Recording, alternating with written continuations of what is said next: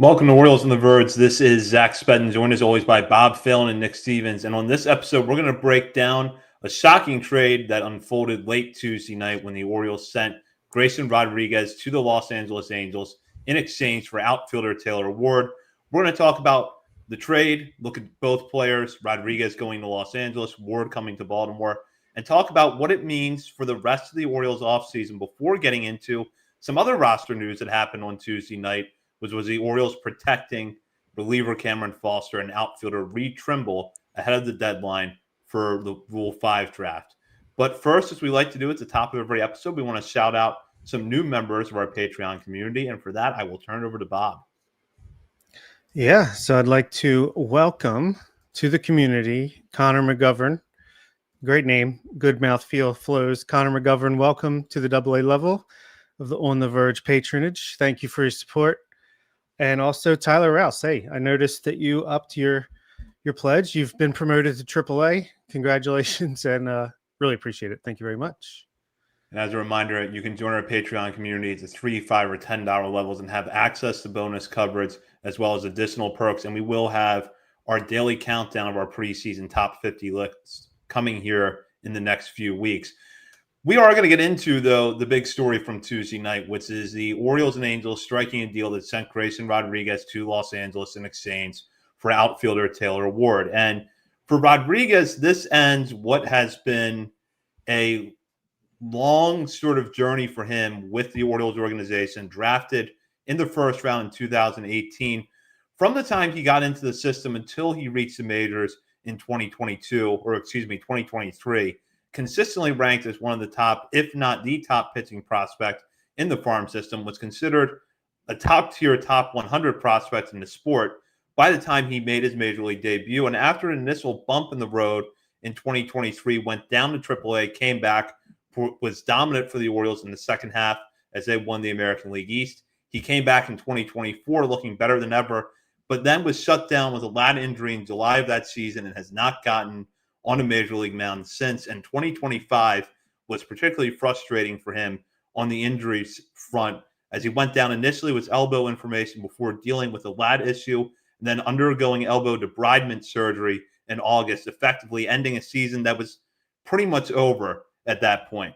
Rodriguez is under team control for 4 more years, but for reasons we'll get into tonight, there's a lot of questions surrounding his health going into 2026. On the flip side of this, the Orioles get back Taylor Ward, who's coming off one of his best seasons in the major leagues, setting a career high with 36 home runs to go along with career high in games played, runs, doubles, RBIs, walks, slugging percentage, extra base hits, and total bases. In the 2025 season, Ward hit .228 with 36 homers, 117 WRC plus, 11.3% walk rate, and 26.4% strikeout rate, while being worth 2.9 F4. He is entering the final season of his contract before hitting free agency, and per MLB trade rumors projections, expected to earn $13.7 million in his last go-around of arbitration eligibility. So, Nick, I want to start with you here because we've seen the highs and lows of Rodriguez throughout his professional career doing this show. The highs were a lot of fun, including his time in the minor leagues and in the majors, but I think out of the three of us, you had probably been expressing the most doubt about Rodriguez going back to spring training of last season. So what are your thoughts on this deal? Yeah, I never any doubt about the stuff, right? Just about the injuries. And yeah, there's so much to unpack. I've spent all day trying to solidify my thoughts around this trade, and I don't even think I am there yet. First of all, can we make trade announcements not at 11 p.m. on a Tuesday night, as after gummies have been consumed and I'm drifting away into faraway land, and my 3-year-old decides to wake up because she wants to just sleep on the floor of her brother's room. But I'm up, and I said, check your phone. I went to roll over to go back to bed. I said, no, check your phone, because of all yesterday's other crazy roster stuff. I was like, the Orioles have traded for JJ Bleday, and you need to read the carnage on social media. I sobered up instantly. I was awake for another 2 hours. It was probably 1 a.m. before I was finally able to just finally zone out. So I don't know if all my thoughts are still here. It's shocking that this was the first major move. I think Josh Naylor going back to Seattle was expected, maybe not the time, but an expected move. So this is kind of the first shockwave of the offseason. And I think my general reaction is the Orioles got the impact bat that they need. We spent a lot of time already this offseason thinking, all right, if the Orioles want an impact bat, it's probably going to be someone who plays center field. Maybe it's Byron Buxton, as Bob brought up. We spent some time talking about Brenton Doyle. Those options are going to cost a pretty penny. It looks like they went a different route here with Taylor Ward. You look at the free agent class, there's not a lot, as we've talked about as well, as everyone's talked about. It's Kyle Tucker and then Harrison Bader and then a lot of really nothing. So kind of weak there in the free agent class. And so I think the Orioles took an interesting route here to get Taylor Ward. I would have never guessed in a million years it was going to be Grayson Rodriguez. Ward, I think, just generally speaking, like from a fantasy perspective, right? He's like the boring pick every single year. He's always there in that range where you need an outfielder and you're like, I'll take him because he's going to give me 20 home runs, 20 doubles. I'll take him. But he's not exciting. But from a real life perspective, like you just routed off some of those numbers, the career had 36 home runs, 31 doubles, a lot of career highs there. There's whiff and there's strikeouts in his game, but we'll talk about. I think there's more in the tank even for Taylor Ward, but you get the impact middle of the order bat that this team needed, and you move on from Grayson Rodriguez, and it's been a long time. It's a series of injuries at this point, and I think you make the decision to move on now before you get nothing for him. Like, why none of us had him in the rotation next year? We're all like, whatever you get as a bonus. Michael Elias didn't seem too optimistic. Called him the wild card was his wording there. The reason I've been so down is I wish the injury was more straightforward. Like, it's TJ, you're done, you're recovered, here you go. But it's not. And like, is he going to miss another year upcoming? Is that in the future? Do the Orioles looking at those medicals and saying, I don't know, could TJ be next? Like, and you move on now? I don't know, but it was not an Orioles type move that we are used to, and it was shocking. But just generally speaking, before we unpack even more, I like it. I like the deal. Yeah, I'm still going through like the 5 stages of this trade because, very similar. I was settling down, 11 o'clock, getting ready to turn over, go to bed, look at my phone one last time. There's a @everyone from Sterling in the Discord, and I'm like, oh, interesting. Okay, let's see. Did we get our closer? Did we sign a Devin Williams? What's going on here? And I obviously see the tweet from the Orioles official account. Of course, doesn't leak to anybody. Even the Orioles just tweet it out like before Jeff Passan can even say anything. And just pure shock. Like, what? Just didn't understand it. Hated it. Just from the standpoint, this guy, look, we're a prospect podcast. We've been following him pretty much. I mean, obviously he was in the system before we started our show, but he was like the premier pitching prospect, maybe one of the best pitching prospects in Orioles history, or at least recent history. He made it to the majors, looked like he was coming into his own. And then obviously we've been over the past couple of years here, but I really thought with the debridement surgery that maybe things could get back on track. Clearly, this front office wrings every ounce of surplus value out of the fringes of the roster all the way down to everyone. We always think they're going to get rid of somebody, move on from somebody, and they do not. And they trade Grayson Rodriguez to the Angels of all teams for Taylor Ward, a 1-year rental. I'll get to him. Like, I've no problem with Taylor Ward whatsoever. I think he's a really solid bat to add to the system. We'll get to it more, and it's like, wow, definitely gave up way more. I'm still waiting for the news that Reed Detmers is also coming over in this trade somehow, but it's not to be. So at first I hated it, but clearly, look, if this is this uncharacteristic of this front office, this organization, there's a reason this trade was made. And I'm assuming that these medicals are not pretty. And maybe the debridement surgery, maybe he started throwing in October, and now the Angels say he's going to start throwing in January. That's weird. What's going on here? Maybe the velocity isn't back. Maybe there's still pain in the elbow. Maybe he had another lat thing happen, and maybe they think it's never going to stop happening. Maybe they concluded at best he's going to be a reliever moving forward. But clearly, the Grayson Rodriguez that we went into the 2024 season with, it's not the Grayson Rodriguez of today, or else this trade wouldn't have happened. So it's two parts to it. It sucks. First of all, it just sucks for Grayson Rodriguez that the team is giving up on him.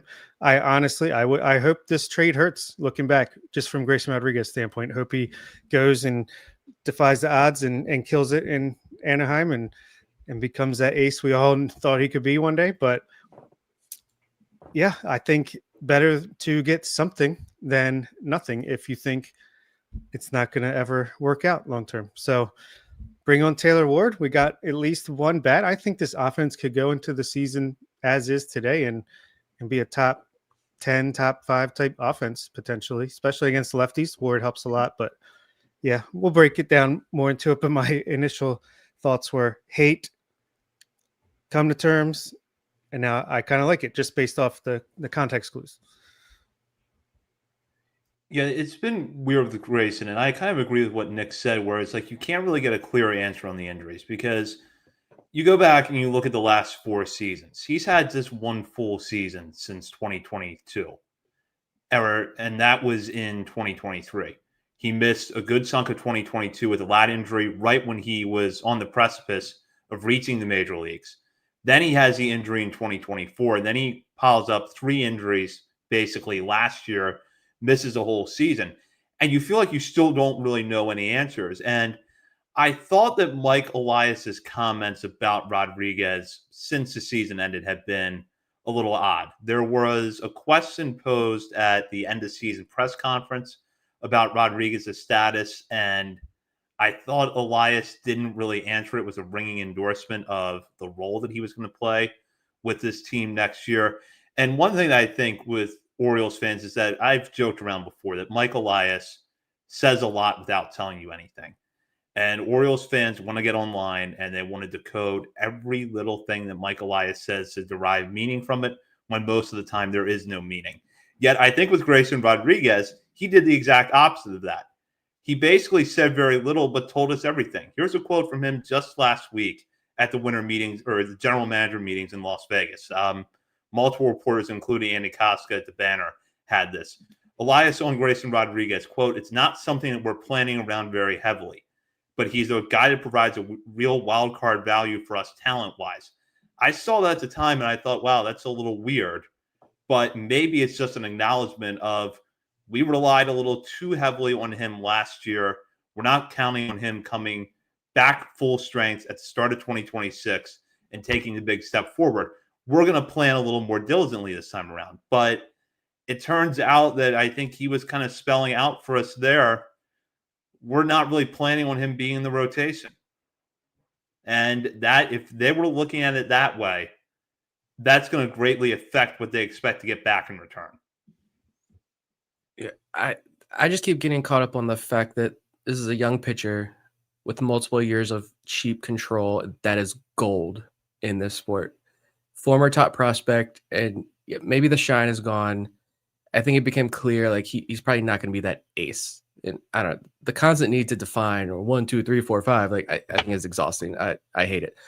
Are you a major leaguer or are you not? Are you getting a ball in a playoff game or are you not? Regardless, pre-arb pitcher, former top prospect, multiple years of control. Again, that is gold in this sport.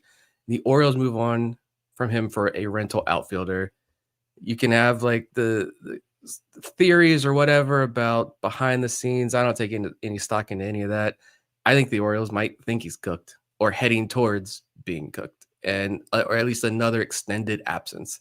And so do you take 50 innings of Grayson Rodriguez as a reliever next year? Or do you take a couple of starts, maybe a back end starter, and take the gamble with his health, knowing that something even more serious could be on the horizon potentially? Or do you make the move now? And maybe they felt, I don't know if it was like being forced at this point. Maybe they did feel forced to move on at this point. You don't want to lose out. And so we will take the rental now. and go from there. I don't know. I just think they didn't like where he was at physically. And there could have been a setback, like you guys have touched on there. You aren't going to publicly say in October, November, whether or not there's going to be a setback because of the offseason and potential to move him. We could have been headed to a January update. Michael Elias comes out sometime in January after the new year. The Orioles shopped him behind the scenes. No one bit. Elias comes out and says, yeah, Grayson still isn't throwing. Who knows? There's a setback there. It's not TJ, but he's hopefully by spring we can get him start to ramp up, and but by mid-season you see Grayson Rodriguez make his rehab starts in AA or whatever. Who knows? But I don't know. I think you say you move on now while he has value, and maybe this ends up backfiring in a major way. Maybe Grayson is healthy and serviceable for the Angels for the next few years, and Ward is fine but doesn't help the Orioles get a ring, and he's gone at the end of this year. But he's already missed more than a year. He's yet to pitch a full season in his career in the big leagues, and he could potentially be heading for more missed time. I know he had the quotes today about, yeah, he's feeling good and yada, yada. The quotes from the Angels aren't going to come out and say anything with a fact right now. So who knows? It's all unknown. Again, it's all speculation. We don't know. But I mean, you look at Ward, to touch on him, I feel bad because I feel like the whole conversation has always been like, Grayson. But we got a new guy here in Taylor Ward, and this is a middle of the order bat that I think is going to have a big impact here in Baltimore this year. And you look at the 36 home runs, 31 doubles, career high 475 slug. And I said earlier, I think there could be more in the tank. He doesn't chase. There you go. A lot of talk about chase this offseason. He doesn't chase. That got him to an 11% walk rate last year. The whiffs and strikeouts in his game are high, but his bat speed is 2 miles per hour lower than league average. His max EV was 111, which would have ranked 9th on the Orioles last year. So we've got this whole brand new overhauled coaching staff on the hitting front. What if they think they can get a little bit more out of that bat speed? You catch up a little bit more on some pitches that you would have whiffed on last year. You make a little bit more impact on the ball. Maybe he doesn't return to 136 WRC plus that he had in 2022, but you see the average tick back up to more in line with his career mark. I think it's closer to 250, I believe. You get back up to that 30-plus home run mark is solidified, and yeah, there you go. And he's driving in 100-plus runs again with this lineup that's hopefully improved around him. So, yeah, it's just, I don't know. There's just so many different ways to look at this, and it's the unknown and the fact that the offseason hasn't even really started yet. There's still so much offseason to go. It's hard to judge this just in a box. Yes, that was going to be my next point. Is it's November 18th that this happened, 2 weeks into the offseason essentially, and this they almost rushed this deal to kick things off. It just blows things wide open for me. It makes okay, maybe there are some bigger changes that they have planned than just, okay, we're going to bring in these set roles and run it back. But my theory, educated guess, is they set back whatever medicals after the surgery didn't respond the way they were hoping. They're shopping him around, obviously showing to other teams, look, this is where we're at. He's at medically. What would you be willing to give up for a risky play like this? And to be honest, Angels, it kind of makes sense. They're the team that bites because they're always going for it no matter what. They're always hitting on 19 and trying to find a way to make things work. And look, maybe they said, look, there's a 20% chance Grayson comes back and can be a legitimate starting pitcher in our rotation. Taylor Ward's a free agent after this year. We have 3 outfielders we can run out there already. Let's do this. Because I feel like if it was more than just this is where we think his value is, the Orioles don't make a trade if they don't think they're winning the trade. I think they think they're winning this trade. The fact that it's just Ward, no throw-ins, no prospects, no anything. Yeah, that's what I think is happening here. But to look at Taylor Ward, as Nick already said, yeah, I completely agree with the bat speed thing. It seems like that's a focus on at least this modern age of hitting coaches and maximizing and improving guys even when they're already established. You can increase the bat speed. He had lower bat speed, but great barrel percentage, average hard hit percentage. He doesn't chase. He doesn't even whiff that much. He walks a lot. There's a lot to like here. If you can increase that bat speed to average, right now it's 15th percentile at 69.5 miles per hour. If you can get that around average, I mean, things could get a lot closer to that 136 WRC plus that he had in 2022.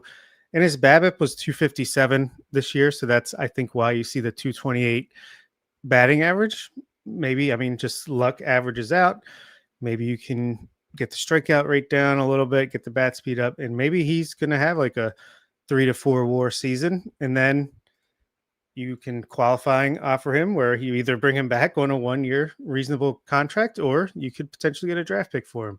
Or maybe they settle before arbitration numbers are, or before they go to arbitration, and they do that patented 1 year plus the team option for 2027. Maybe he's here more than just 2026, but I like the player we're getting. He does a lot right. I mean, he's a left fielder for the most part, but I think he's fairly average, maybe slipping a little bit, but arm seems about average, range seems about average. Maybe he can play first base if you need him to.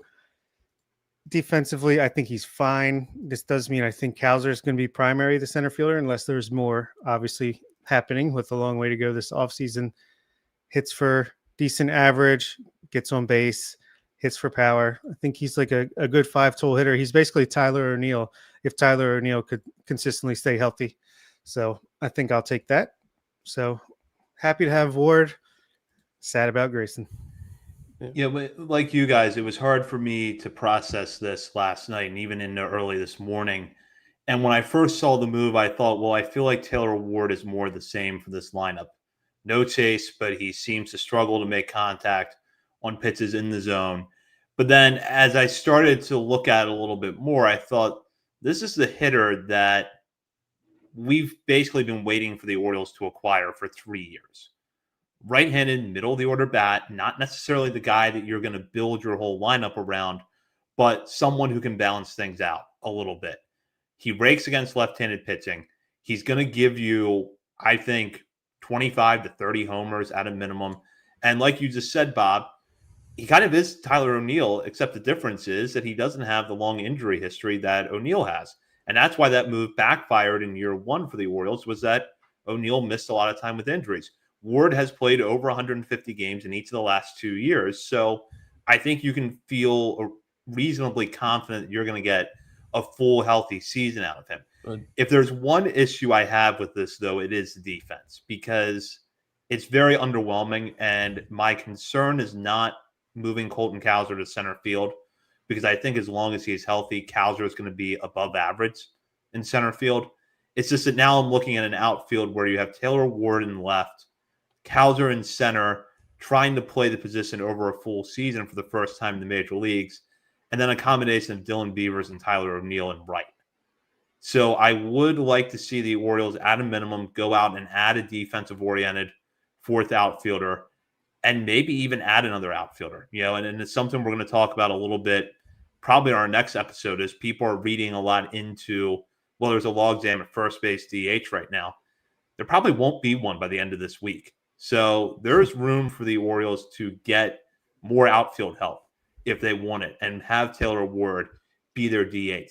There is some flexibility here for them to make another move that could minimize his time in left field. And that's kind of what I'm hoping that they'll do, because if there's a potential for this deal to go wrong, it's that Ward's numbers, the power stays about the same, but the strikeouts and the walks take a step back, and the defense takes a step back. That's where this deal can go wrong for the Orioles. But if they can find a way to make the improvements that are very possible based on what you two just talked about, and somehow work it out in left field where you minimize his exposure out there, where you figure out what you have to do to make him average when he's out there, then for the here and now, the Orioles are going to win this trade.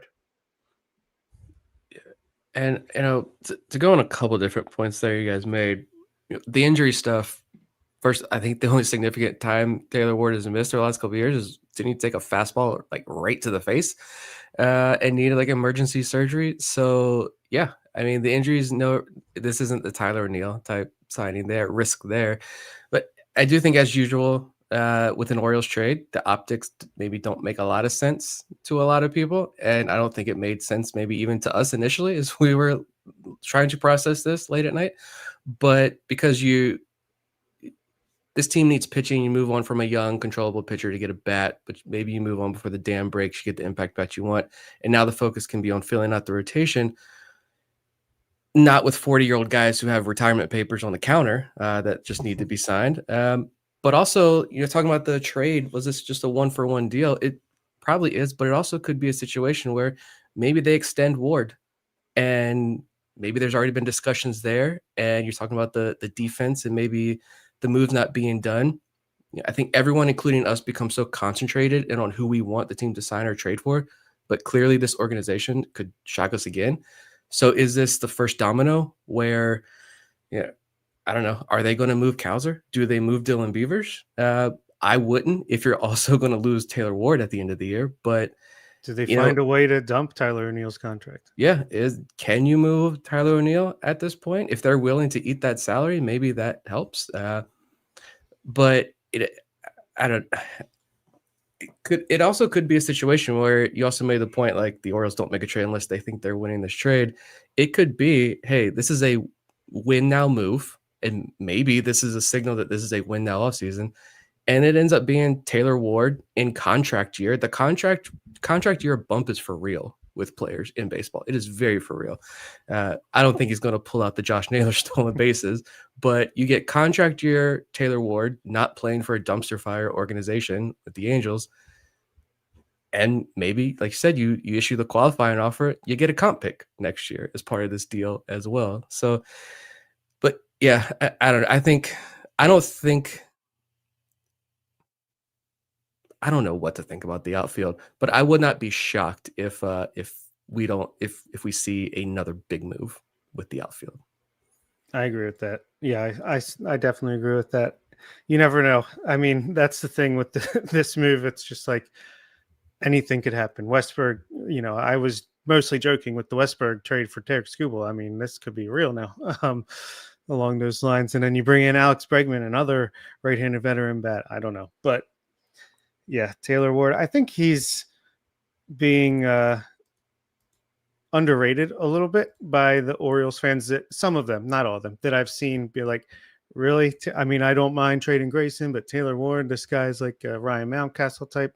I don't know. I think that's undervaluing him a little bit. He's been like a 2-3 WAR player the last few years, but yeah. What's next? What's from here? Who knows? I think it's a good segue to a listener question that we got, and I decided to pull it out of our episode that's going to air next week for this episode. It comes from Daddy Batty. Do you think the Grayson trade was made with a signing/trade for a starter already done or far along in negotiations, or are they winging it and really sure that they'll be able to land someone big? I feel like they have to have a certain level of confidence that they're gonna get a legitimate starting pitcher in here this offseason, whether it's trade, whether it's free agency. Amai, the Japanese pitcher, was posted yesterday too. Maybe things are going well in the early stages of that. Who knows? But I don't think they have anyone in their back pocket yet. I just don't think that's how it works. But I have to feel like they know the market and they have a level of confidence that, and maybe they would have made this trade regardless. But to me, it's a very confident trade to me. I don't think it's made from a state of fear for Elias's job. Like, oh no, oh my gosh, got to win now no matter what. I do think there's a certain level of hot seat potential if the 2026 season is like a semi-repeat of 2025. But to me, this is like a confident, we know what we can do. We know what we're going to do. And this is part of it. We trust the pitching development to replace the unfortunate circumstances surrounding Grayson Rodriguez. And we trust the owner's wallet that we can also replace the production we could have expected a year or two ago from Grayson in the rotation? I don't think at this point on November 19th, it was like we're just waiting to receive the paperwork back from Fromber or Cease or somebody. I don't think we're that far along in negotiations or even trade negotiations. I'm especially if it's trade negotiations, those things could fall apart at any second. So I don't think it's that we're going to see another announcement in the next 24, 48 hours of the ace coming to Baltimore. But I also don't think this was just like, screw it, let's roll the dice, let's see what happens. Here you go. The Angels were offering Taylor Ward, and we said Grayson, and they said yes. I do think there's a sense of, again, just they don't like the medicals, they don't like where this thing is going. They do need to win now, because I do agree. I don't think the seat is hot right now, but if 2026 is a repeat of 2025, it's not just the hitting coaches that's going to be changed. That will need to be changed. So I think this was how much value are we going to get out of Grayson in 2026 and potentially even 2027? Look at what we can get from Taylor Ward right now. The hitting, the lineup, I feel, I don't want to say, I'm not going to say that. I'm going to jinx it. It's November. This lineup looks really good on paper on November 19th. Right. The project, go on Fangraphs, look at roster resource, you look at their potential lineup. I really, really, really like this lineup right now. And now focus on the pitching. Like, you've got 2 months. It's time to go hard with this pitching staff situation. And it was calculated, but I don't think there's like another move happening in the next 24 hours. Also, go ahead. sorry, Zach, one last thing I was going to say, my last chance to talk, and I just completely forgot, was that what did we talk about? The Orioles struggle with hitting the fastball in 2025. Well, Taylor Ward, he hits the fastball really well. I believe he had his best numbers were against that pitch versus others. So another check mark on potential improvement there. And I also have one more point to get out, but there's so much we can go with this. The fact that it's Grayson is one thing. But the fact that, just looking at the fact that it's Taylor Ward as this impact bat, and again, he may not be the only big bat that the Orioles bring in, but this is all that's happened right now, so this is all we got to talk about. I much, much rather prefer we've got Taylor Ward now, even if it's just for 1 year, versus Adolis Garcia being mentioned as a trade candidate, or Christopher Morel coming in, or the JJ Bleday thing that I was joking about.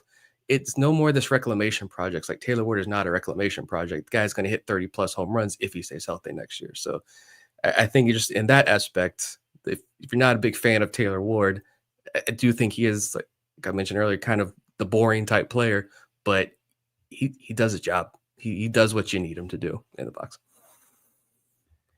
Yeah, I agree with both of you. I don't think that there's a move imminent because, one, the Orioles weren't really, it is early in the offseason. The Orioles also weren't in a spot where, if they signed a starter or they traded for one, that they had to move Grayson immediately. There was no salary implications with this because Rodriguez is still pre-arbitration. And then you also have the fact that it's not like trading Rodriguez cleared a 40-man roster spot. So they didn't have to move Rodriguez immediately. I do think, though, that what this spells out is that not only are they going to go in on pitching, and whether that's through trade or free agency remains to be seen, but I don't think they're going to call it a day after they get their arm that's going to go towards the top of the rotation. I do think they're going to bring in 2 starters this offseason. And it may take the form of a solidified mid to back end starter. I mentioned Brady Singer as a possible salary dump move by the Reds recently. If Brady Singer is your number 4 starter going into next year, I think you could feel really good about your rotation. It could be that you look for someone who's basically an insurance policy to Tyler Wells, who looked great at the end of last season. But as I said repeatedly over the last few weeks, if you look at the Orioles rotation right now, 1 through 5, with the players on the roster, only one of them had a full healthy season last year, and that's Dean Kramer. So now you moved on from Rodriguez. You've got to find someone else that has some a track record of durability.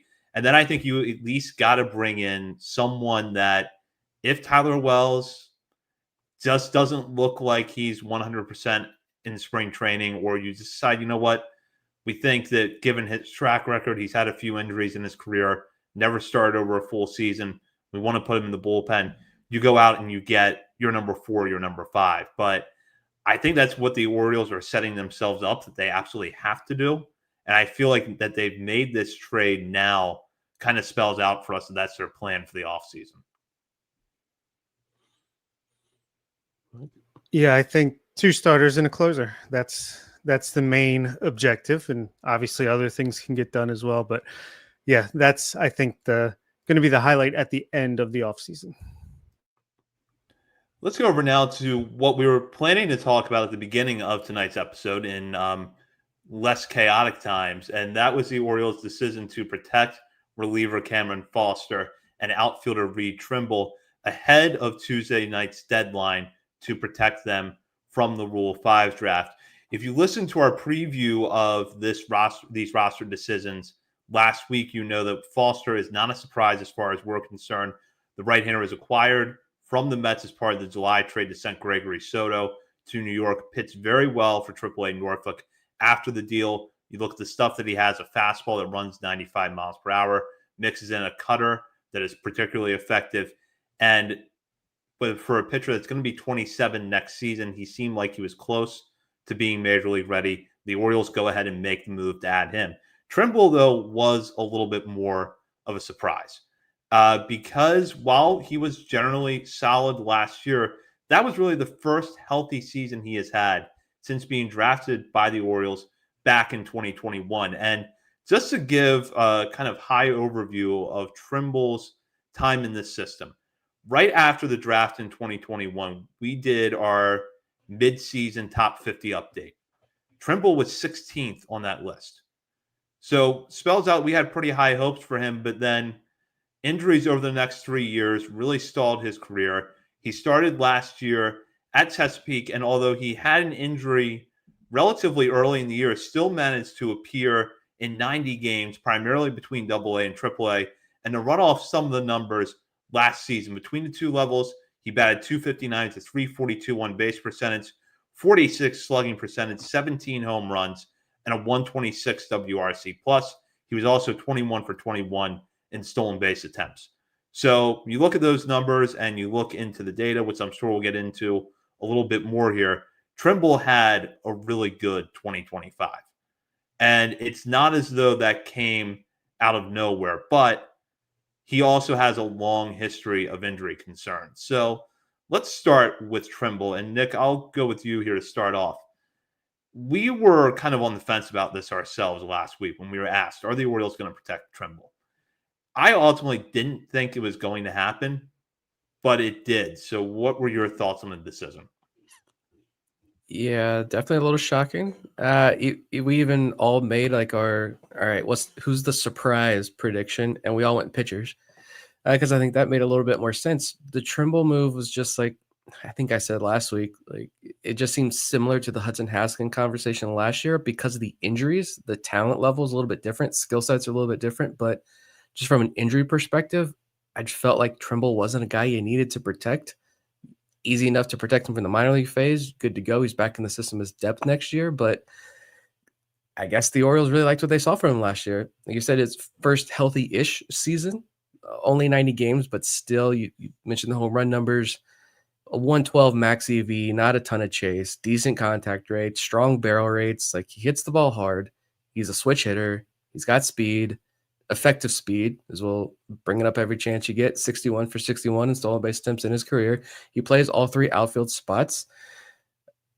Yeah, I guess see what you got in him.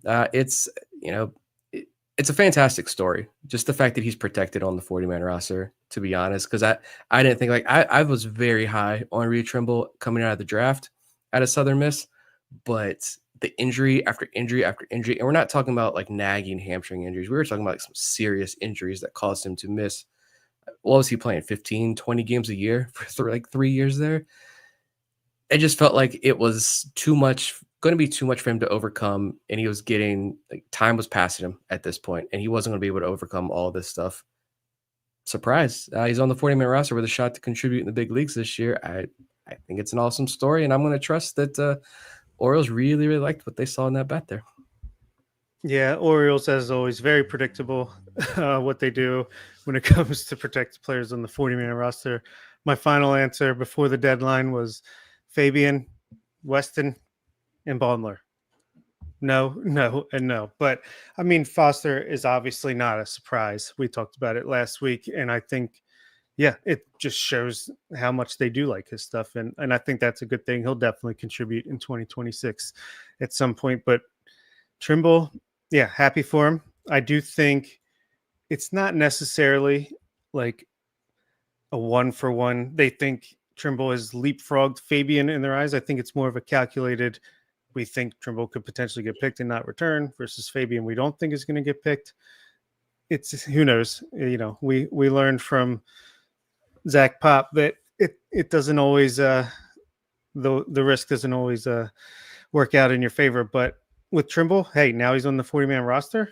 If something happens, they need to bring a guy up from AAA in a pinch. He's probably going to be the guy. And once you get a shot, if you can have some early success, then you could be well on your way to a major league career. I think it's awesome. And maybe because of all the injuries, just silver linings, glass half full take on that. Maybe they think there's still more development to go for him. Like he could still reach another level depending on if he is able to stay healthy moving forward. But yeah, I'm happy for Trimble. I think it's great that one of these, what is it, second to fourth round outfielders could actually make it all the way through onto the 40-man roster. So good for him.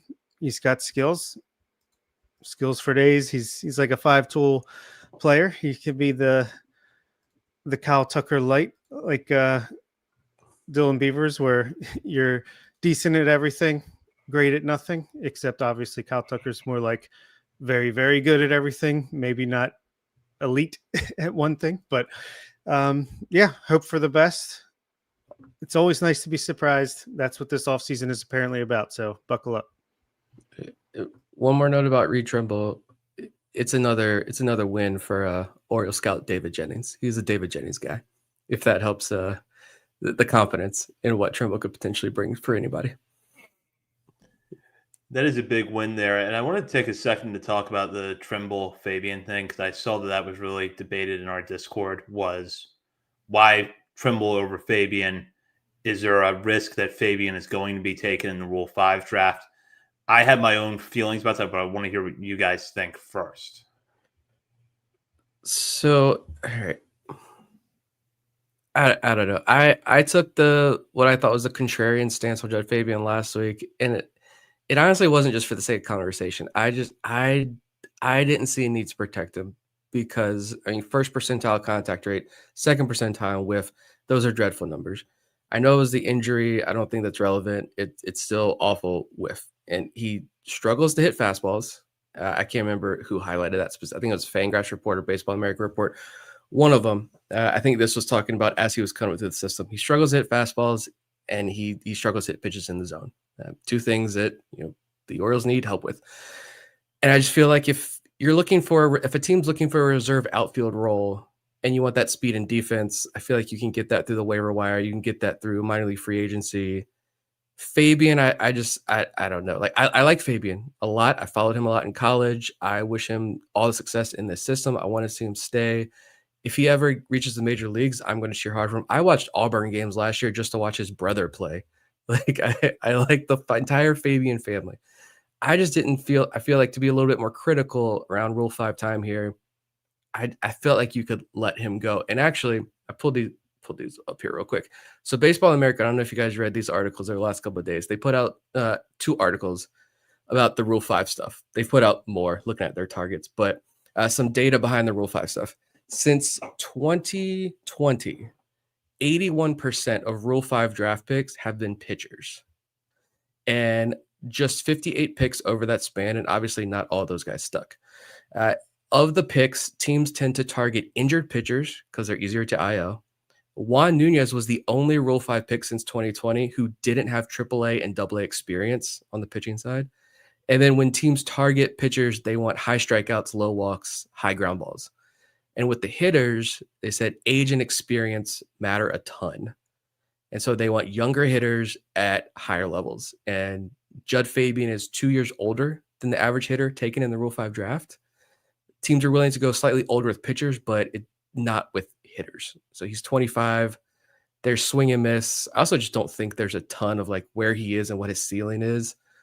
So I do wonder if teams are going to be a lot more skeptical to take him. Although the White Sox do have 2 former Orioles hitting coaches on their staff. And the White Sox are the White Sox. So that's a team that I would be afraid that could take Fabian there.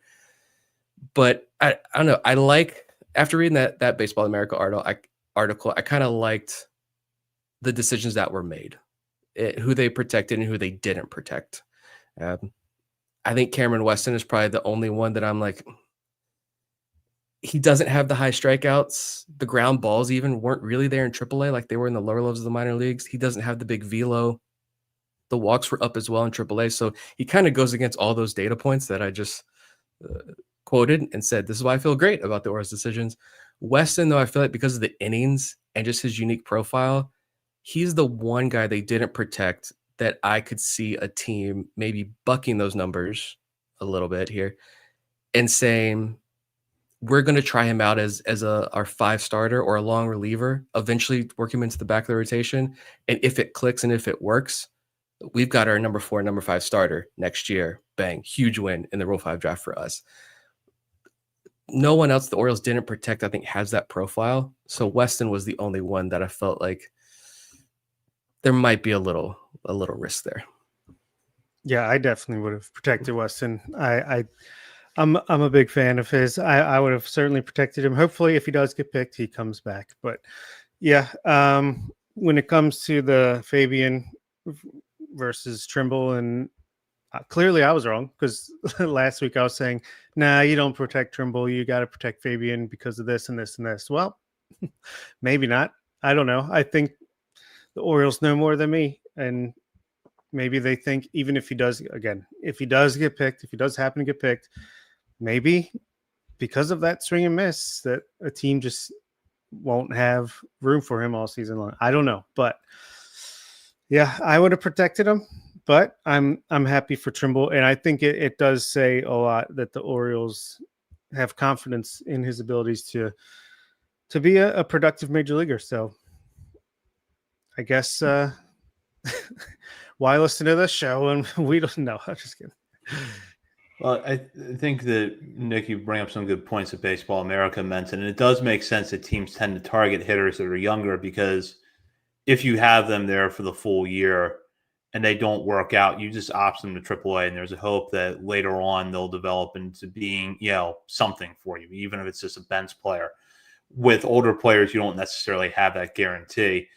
With Fabian, just because there are some loud card-carrying tools with the power and the defense, someone might take him. But it's also very possible that we get through this and no one takes him. And one thing that's important to note, too, is that in most Rule 5 drafts, a fair number of teams don't make a selection at all in the Major League phase. And, some years more than others, you'll see teams pass. But out of the, 30, 32 picks, however many picks there are, in the Major League phase this year, you could have 10 teams that pass. So the more teams that pass, the more, in theory, that's the lower the likelihood of a player not being chosen. The only other guy that I would address here is Carter Baumler. Because if you had told me last week the Orioles are going to protect Reed Trimble, I would have thought, well, they're going to protect Carter Baumler because Baumler is kind of the pitching equivalent of Reed Trimble. Guy who had a lot of hype coming out of the draft, lost years because of basically one serious injury after the other. And then this past year showed us what he could do when healthy. I think what that really just came down to, though, is that the Orioles already protected 2 relievers in Anthony Nunez and Cameron Foster who have AAA experience. In Nunez's case, I did read and hat tip to John Mioli on this one, that was apparently to keep him from being a minor league free agent. So that added a different layer to the decision with Nunez. But you add Nunez and Foster, you're going to add more to the Major League bullpen this offseason. And even if 1 or 2 relievers are non-tendered later this week, those spots are going to get filled by major league ready relievers. So the decision to not protect Ballmer, who has no experience above AA, in that context does make a little bit more sense. I wouldn't be shocked if he's picked by a team, but I can kind of understand a little bit better why the Orioles didn't protect him. I mean, with the Rule 5 stuff, who knows? Who knows what teams are looking at and what free agents they're looking at and what exact skill sets they're looking to fit their team. We'll see. Final day of the winter meetings. So we'll see who gets picked. I will say about Foster real quick. I don't think I touched on him, but in my initial protection list, I had Cameron Weston, Cameron Foster, and Carter Baumler. And then I think my final remark, Zach's question at the beginning, I was thinking about it as well. Are the Orioles done after Nunez? And I second-guessed myself. I went too much into that, and I just said Cameron Weston. But Foster, I felt like up to that point was a lock. Just this is a 6'5" dude. He's sits 95. He touches 98. It's a heater. You look at his Baseball Savant page. I posted it last night after they selected him. It's bright red, like everywhere. It's a beautiful card. I am very intrigued to see what Cameron Foster can do. But yeah, I don't know if you guys had any more thoughts. We did get a question about the Rule 5 draft.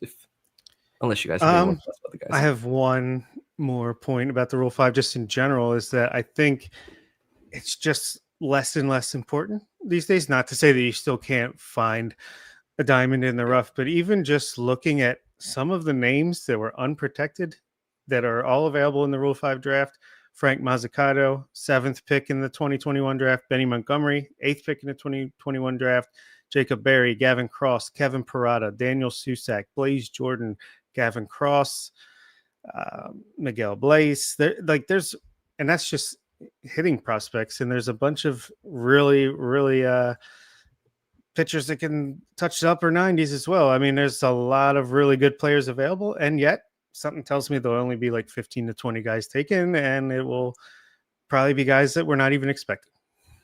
Yeah, I think more first-round picks than ever were left unprotected this year. So just on name value alone, I mean, they're left unprotected for a reason, but name value alone, more options where other teams could say, we had a glowing report on him coming out of the draft. I want my shot at fixing that guy. We'll see. But yeah, I'm not too concerned about the Major League phase, the Rule 5 draft at this point. It is the minor league phase. And this is where the question came in. Mac the fan on Twitter, he said he listens as often as he can. Shout out to Mac. Hope you were listening to this episode. Easier to answer the question instead of a limited tweet. I'm also now seeing that you have an App State football logo here in your Twitter account handle. I hope you enjoyed watching your team rush for 1 yard last weekend when you boys came up to Harrisonburg. But love App State. Thank you love the rivalry, but go Dukes. I guess it's technically he wanted to know about the minor league phase, how it works with the protection and stuff, and returning player potential, I guess. And I know we touch on this a lot, but since Mac asked, I do want to, a regular listener here, I guess technically it says AAA phase, but teams will protect players now. Anyone who's Rule 5 eligible that the Orioles didn't protect, they can add to their AAA roster. It's behind the scenes paper move. Lists aren't usually made public. You can't even go on like their transaction page on like MLB, their MLB player page, and see if they were like moved to AAA. They don't list that. So it's a couple rounds. You select a player in the minor league phase. You can put them at any level in your minor league system that you want. There are no roster requirements. And if a guy gets picked, like they're gone. They're not coming back to your organization. But if you pick a guy in the minor league phase of the Rule 5 draft, they're going to continue to be Rule 5 eligible until they are on a 40-man roster. So you're going to have to make a decision with them the next year. Or guys like Zach Peak and Gene Pinto last year who got picked up, they hit minor league free agency. So we can sign them to minor league deals if we want to, Mike. But yeah, that's it. It's a couple $1,000 to make a pick in the minor league phase. So even if you have like a slight interest in a pitcher or whatever, take them, see what happens. But yeah, anyone gets picked in the minor league phase, they're not coming back to your organization. That's a good spin there. And before we wrap up, I just want to address a comment that we got on YouTube, which was to extend Westberg and trade Bob. So some YouTube commenters not real happy with your anti-Westberg stance recently. I will put this out there though to @Vaughn JB. Bob declared himself a genius before this episode started because of the live stream title, Always the Debridement and Never the Bride. And then, in fact, he started to talk about himself in the third person after he said that. So I don't think Bob is going anywhere. Are you, Bob? Bob is here to stay. And that does it for this episode. We will be back next week to take questions from our listeners as part of our November mailbag. In the meantime, you can check out our many social media channels, including Facebook, Instagram, Threads, TikTok, YouTube, Twitch, and Blue Sky. We're also over at Substack, oriolesontheverge.substack.com. And while you're browsing around the internet, be sure to head over to Patreon and sign up to become a member today. Join to $3, $5, or $10 levels and have access to bonus coverage from Bob, Nick, and myself, including our upcoming Top 50 Prospects Countdown. For Bob Phelan and Nick Stevens, this is Zach Spedden. You've been listening to Orioles on the Verge, part of the Believe Podcast Network.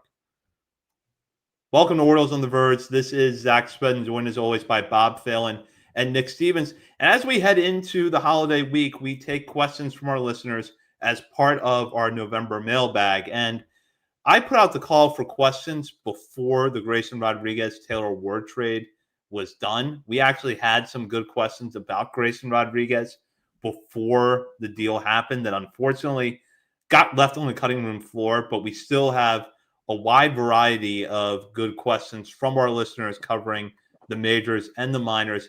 And I'm just going to jump right in with this question from Callie. How does the Grayson trade shift your expectations for the offseason moving forward? And I'll start with Bob on this one. Well, it basically goes from, okay, I think we're going to try to sign a hitter, maybe make a trade, but we're going to get a starting pitcher or two and a closer and call it a day. Now I'm like, who the hell knows what we're going to do? Could be a lot, could be a little, could be blowing up the core a little bit, not to an extreme extent, but just See ya, Adley. yeah, Adley gone, Westberg gone, Holiday gone.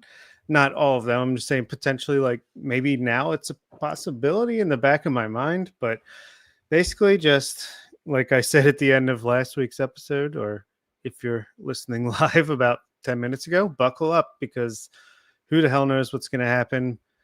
I'm excited though. I will say that now that the offseason is officially underway, I mean, I couldn't be more happy for the 2025 season to end and baseball to be over.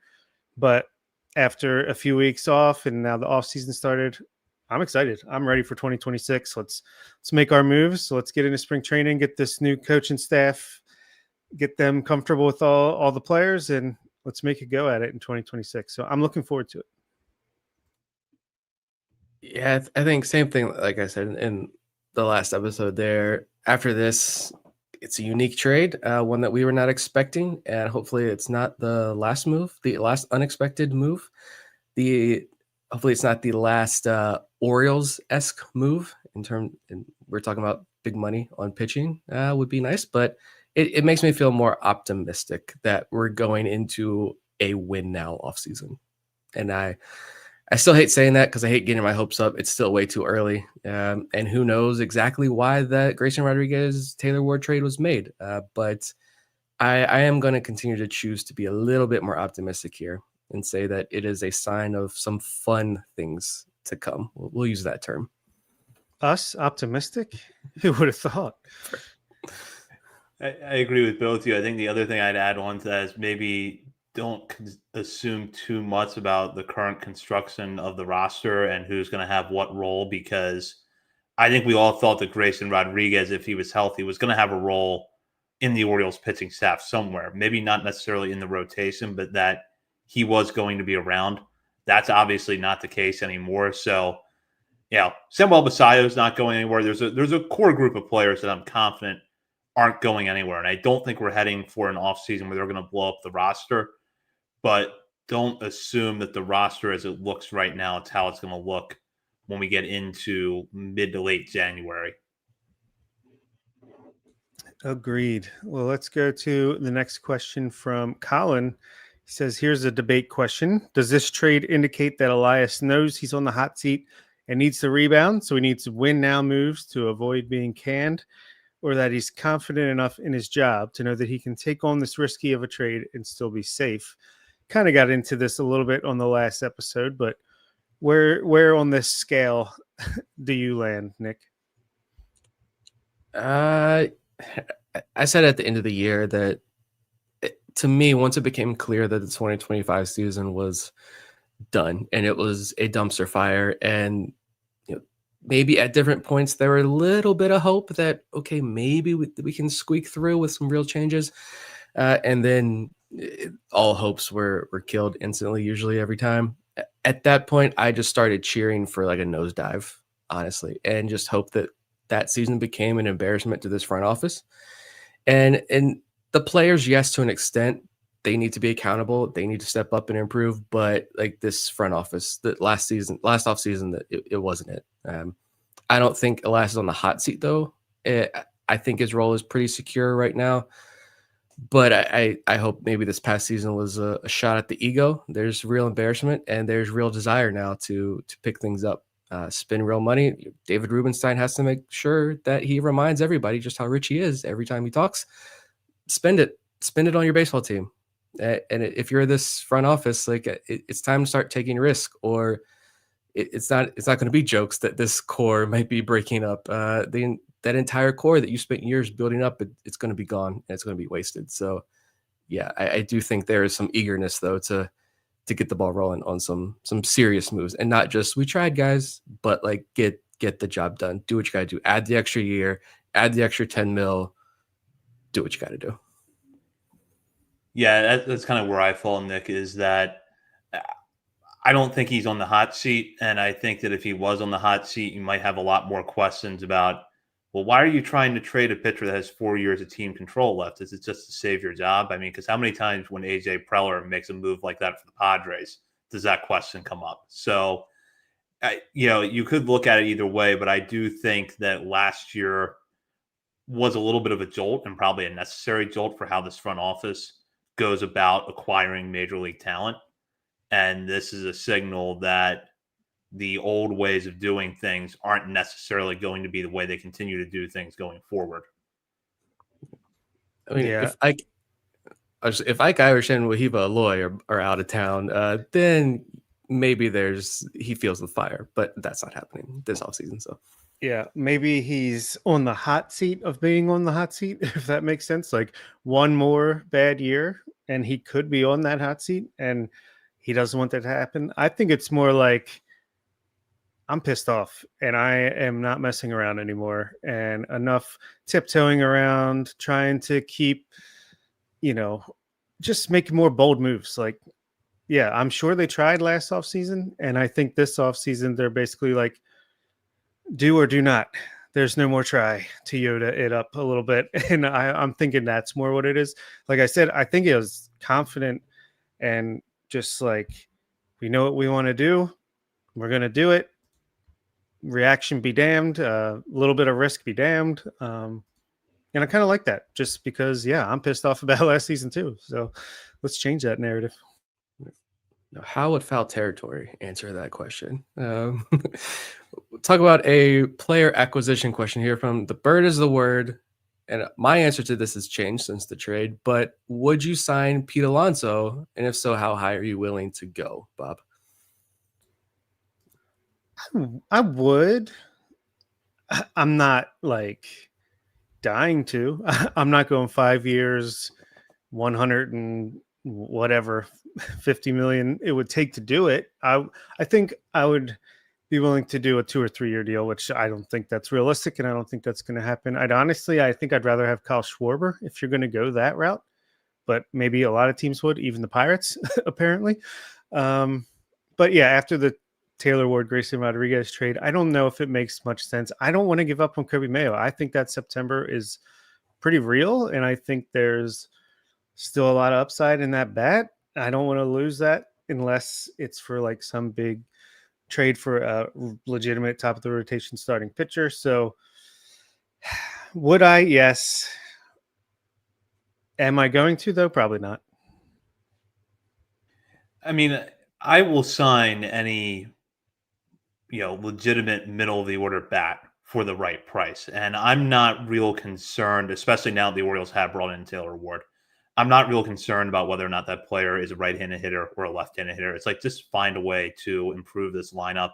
Ideally, I think if I had to go get one of the big bats that's going to be under Kyle Tucker's price, I would still go for Cody Bellinger because of what he can give you defensively, the versatility built in. But there's still a strong argument for bringing in Alonso. With that said, we also know that long-term contracts for first basemen don't always turn out very well. So I would prefer to go the route of 4 years, upwards of $30 million per season average annual value. However, I don't think that that's realistic given the contract that the Mariners just gave Josh Naylor. So I think it's going to take at least 5 years to get it done.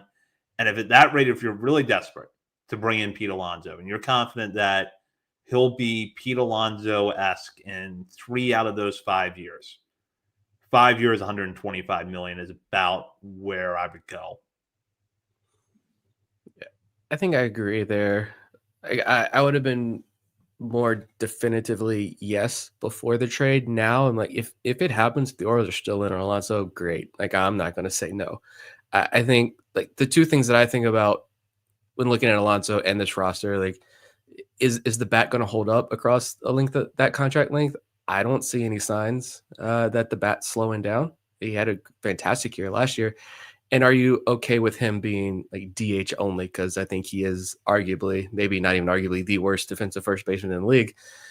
Are you fine with him being a DH? And honestly, I think I would be. But now, if it happens, it happens. But I'm not like aggressively going after that. Like, I'm fine with Mayo, Basayo, Adley DHing, of course, mixing in some other guys as well. But I'm cool with that. And I agree. I want to believe in Mayo's final month as well. I pulled up this real quick. We were talking about before we came on the air that final month there. 301 average, 393 on base percentage, sub 29% strikeout rate, near 11% walk rate, and a 165 WRC plus over the final month of the year.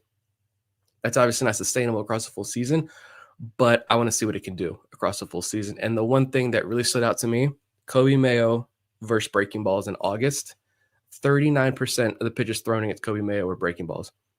He had a batting average of 0 with 16 strikeouts and a 53% whiff rate. Over the final month of the year, nearly equal sample size, he hit 296 against breaking balls, 2 doubles, a home run, whiff rate down more than 10%. The expected batting average is only 231, but that's still 31 points higher than his highest average of any month against breaking balls. So, like, regardless of how you look at it, he notably improved that final month, and I want to see what that looks like across a longer sample size. Yeah, so what you want to see from your young players is adjusting and developing and improving. So, yeah, got to love that. Let's go to two kind of similar questions here that I'm going to group together. The first one is from JJ Ped. Which free agents with qualifying offers attached to them would you give up the draft pick to sign, and which wouldn't you? And if you sign one, are you more or less inclined to sign multiple? And then here's this question here from KTG TV. If you were the GM and given the okay to give whatever it took, amount of years and money to sign any free agent, who would it be? So I grouped these two together because I feel like if you're going to go for, if you're going to shoot for the moon and you're going to bring in a top tier free agent, it probably is a guy that has a qualifying offer attached to them. And we have 9 free agents this offseason with the qualifying offer attached. Nick, I'll start with you and go ahead and take those two questions in any order you see fit here. Guys with qualifying offers I would sign. So Schwarber, obviously. Kyle Tucker, I still would. I don't see that happening now, though. Let another team pay top dollar. Ranger Suarez, 100%. Fromber, no doubt. Bo Bichette, no. Dylan Cease, I will drive him to Baltimore myself. Edwin Diaz, yes, but the Orioles aren't going to go there for that price tag. Forget the draft pick. It's just the price and the years. Michael King, yes. Zach Gallen, I wanted to trade for him last year. I want Zach Gallen. Still want him now. But I'm going to say no to Zach Gallen because if I remember correctly, I think MLB shared the draft pick compensation, what it would be. And I believe everyone was after the draft pick compensation was going to be after the 4th round for everybody except Kyle Tucker and Zach Gallen. And Zach Gallen, I believe, had the highest if he signs for more than $50 million after the first round, even if it's less than $15 million, I think it was after Comp B round. I that gives me more hesitation, more pause with Zach Gallen. I would sign one of that group. I prefer not to do two, but I'm draft college baseball freak, and I just think it's shaping up to be a very strong draft class, and I think it could really help restock the farm after some trades are hopefully made. So I'm more than fine with 1, 2.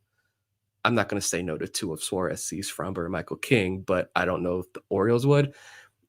If I had free range to sign one guy, it's Dylan Cease. He averaged 176 innings per year for the last 5 years. He's averaged 221 strikeouts per season over that span. He has flaws, all players do, but he's as consistent of a pitcher as you can find. I think Kyle Bradish, Dylan Cease, both striking out 200-plus guys at the top of your rotation sounds pretty good. So I think at this point, I've kind of wavered on who I'd want the most, Fromber, Valdez, Suarez. At this point, I think I'm at a place where, in my opinion, Dylan Cease is the top arm, and I really, really want him. Well, I don't have to answer because my my answer is identical to that. Yeah, I'm a yes on Tucker, Schwarber, Framber, Cease, Suarez, Diaz, but I agree. I don't think the Orioles would match what the Mets are willing to do. And King, and I'm a no on Bichette and Zach Gallen. And I agree. Dylan Cease is my number one target. I just think he's right-handed Blake Snell, essentially, with better injury history, knock on wood. But yeah, he's a strikeout artist. I think Bradish, Rogers, Cease is like as good of a top 3 as you could potentially ask for, as long as everything goes right. So I agree. My answer to the players that I would not go after that have qualifying offers, I would not be willing to give the draft picks for, it's the same as the two of you guys, except I would put Edwin Diaz in that category because I think this closers market is strong enough that as good as Edwin Diaz is, and Edwin Diaz is a very good pitcher, and I think objectively he is the best free agent closer available, it's not as though the drop-off after him is so steep that you're going to be sacrificing a lot. And none of the other closers in that mix come with a qualifying offer attached to them. As far as who I would go after, then basically everybody else in that mix. And if I had to go for one, I would agree with you guys. I would go for Cease. I will say this about Kyle Tucker, though, which is that he's not a superstar. And I do think that someone is going to overpay in terms of years for him this offseason. There's no way I'm giving him an 8-year deal. But if you give him a 6-year contract where you pay him a high average annual value, I'm pretty confident in him holding up for at least 5 of those 6 years. Yeah, I think that's a good call. Next up, we have a question from Kevin. Which of the 5 tools is the most important, least important? How about we just rank the 5 tools? Let's start with Zach. All right, so I'm going to go power first, hit tool second, glove third, arm fourth, speed fifth. Yeah, I think maybe with more context to the question, like depending on position or whatever, I think you can switch those. But yeah, it's power number one. You can improve the contact rate, I think, but I think it's a little bit hard, as we've seen with the Orioles prospects here in the farm. You can improve the power. I think is a little bit harder.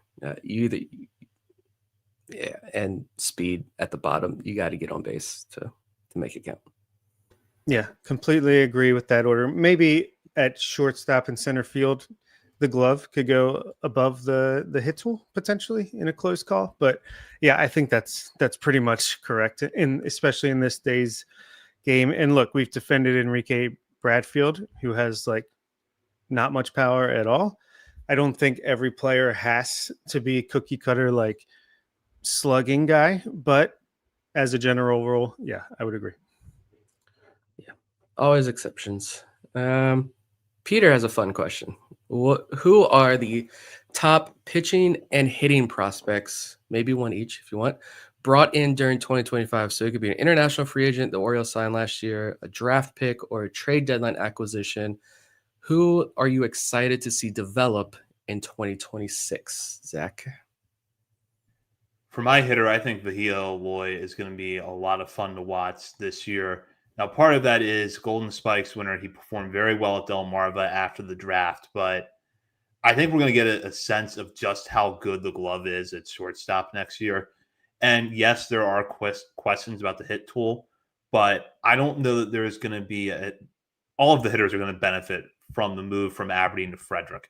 But I don't know there's going to be a hitter that benefits more than Vahil Loy, because we saw flashes of that power at Delmarva next year. And I could see him being a guy that puts his 20 homers in his first full season by starting out at Frederick and then getting the opportunity to bump up to Chesapeake later in the year. So I'm really excited to see him. And then for my pitcher, I went with a deadline acquisition. Wellington Aracena, really, I thought pitched well after the trade last year. He looked really good at Aberdeen. And the stuff, I think that if he can just hone the command a little bit, there's high ceiling, mid-rotation starter upside there. That fastball is really good. And if he doesn't quite get the command down, I think you've got a really good reliever. So his first full season in the Orioles system, after they've had a chance to work with him over the offseason to maybe make some tweaks, could be a lot of fun to watch. Good stuff. Yeah, this is pretty easy for me as far as just who I'm most excited and interested in following next year. It's two guys we didn't get to see play. They're both draft picks. It's Slater DeBrun on the hitting side. I just think if Nate George is able to do what he was able to do, I think Slater DeBrun is coming in at a higher starting point, and I think he could be very exciting on the position front. And it's JT Quinn on the pitching side. I'm really high on this kid, and his last name is my youngest daughter's first name, so I have a big rooting interest there. So yeah, that's who it is for me.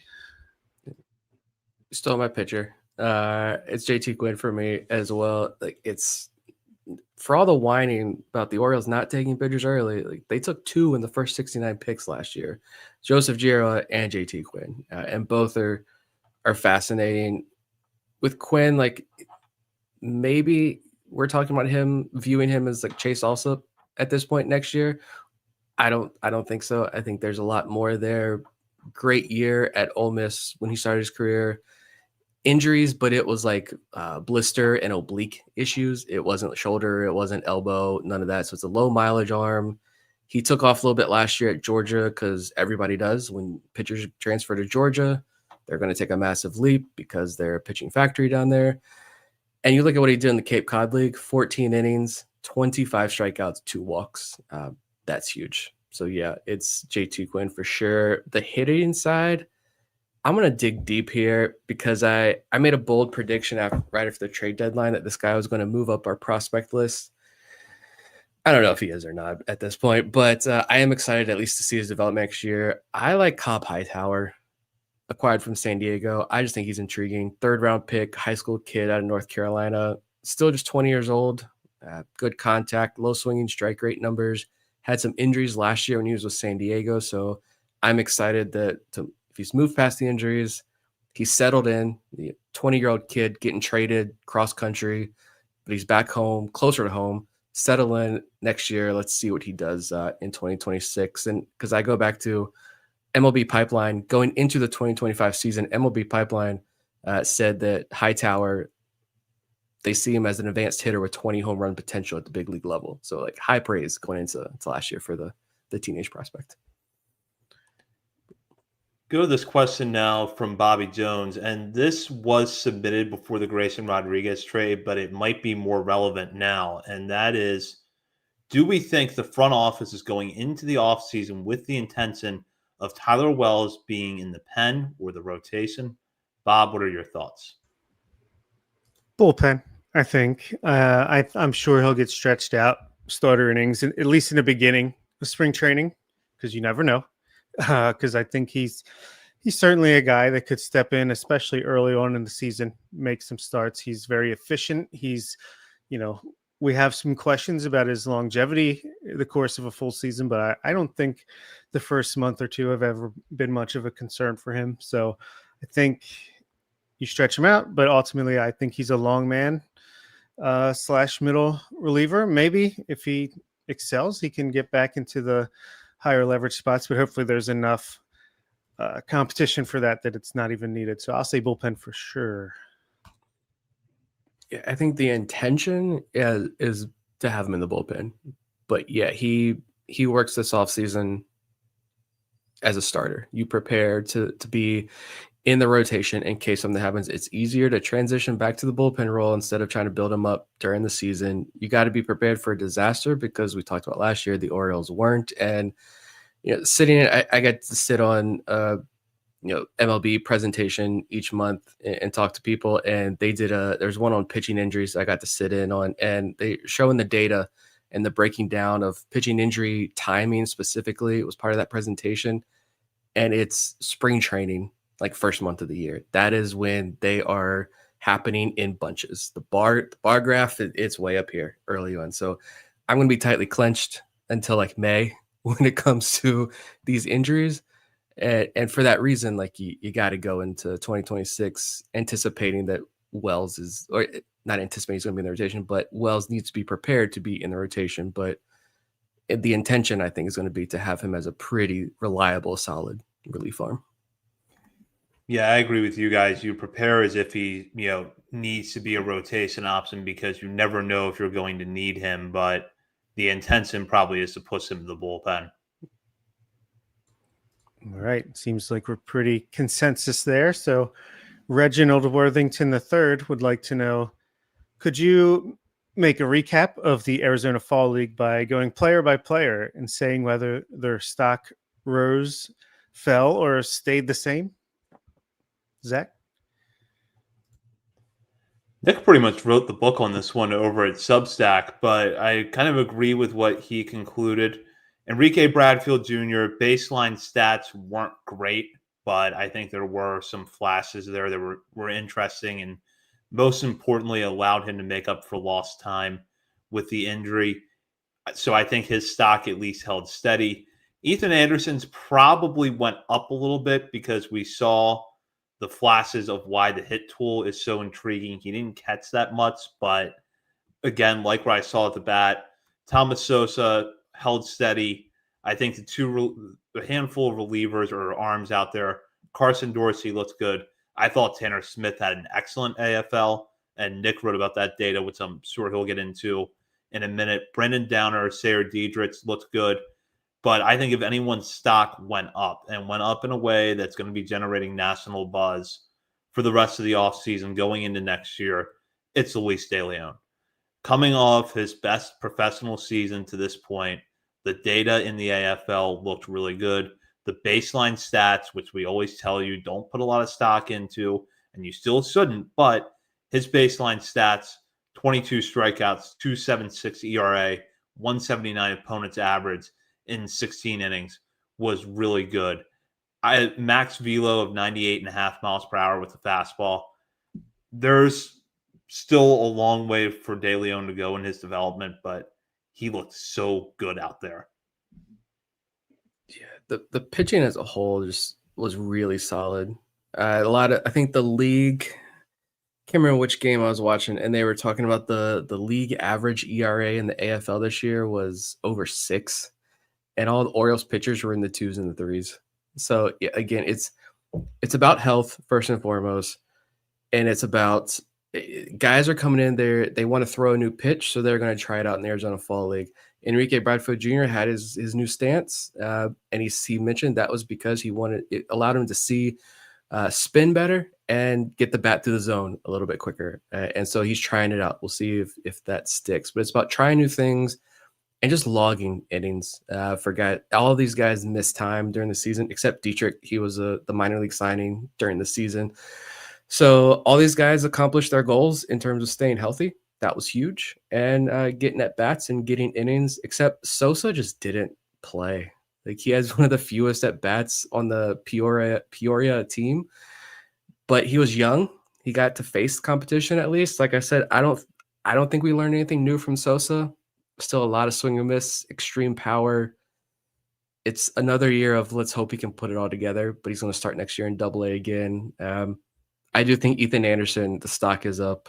I really liked what I saw from the bat in the AFL this year. And on the pitching side, yeah, De Leon, fantastic year. I thought Dorsey, we got to see data on Dorsey for the first time. He's a lefty who sat 94 with 17 inches of induced vertical break and 7 feet of extension. I like that. The changeup, 31% whiff rate. He had a really good AFL. The walks were an issue, but they have been for a while. And yeah, for me, like I'm excited to watch Tanner Smith next year. As far as he's purely relief prospect, I think, but man, just he sat 95. I think he got up to like 98, I want to believe. Maybe he touched 99. I don't know. It's 98, 99. He got up there. His velo, though. The slider, a 73% whiff rate with a slider that he threw 24% of the time. Yeah, some good stuff from the pitching side.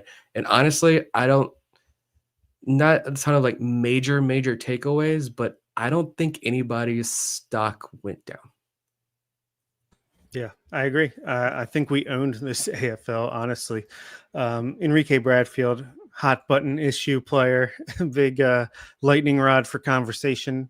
I think his stock went up a little bit. I think he showed out on defense. He set career highs at exit velocity, max exit velocity as pro. And, the stat line isn't amazing just by any means, but saw him do some pretty good things and steal bases at will. So I'll say slightly up. Ethan Anderson, definitely arrow pointing upwards, just continued what he did the last month or two of the season after getting fully healthy and hitting.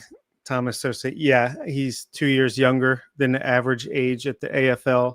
Story of his career, story of his life. But yeah, he hits the ball hard, strikes out a lot. Let's see what happens.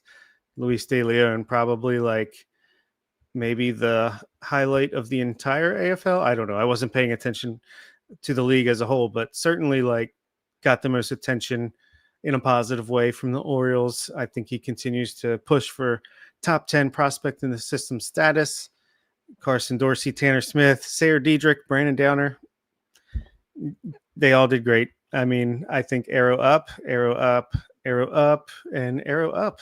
Yeah. So buy all the stocks or sell high. Either way, stocks were good in Arizona.